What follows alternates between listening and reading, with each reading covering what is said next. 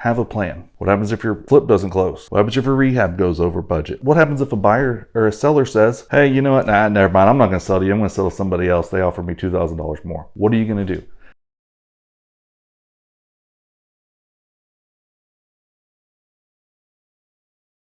Easily the most important thing for me as a pilot to do when I'm not just flying, but anything related to the aircraft is following my checklists.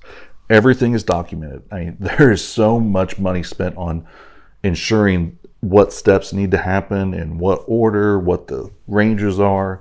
Following those checklists and those procedures are paramount for safety in an aircraft.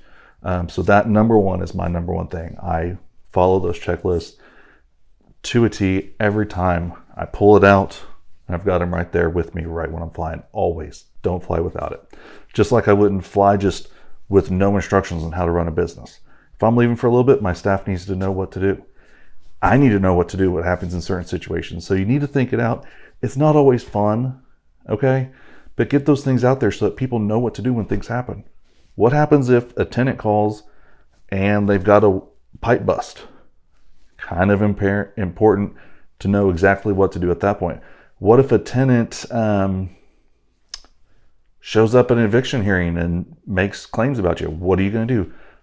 Have a plan, okay? What happens if your flip doesn't close? What happens if your rehab goes over budget? What happens if, a tenant says, or not a tenant, what happens if a buyer or a seller says, hey, you know what, nah, never mind, I'm not going to sell to you. I'm going to sell to somebody else. They offer me $2,000 more. What are you going to do?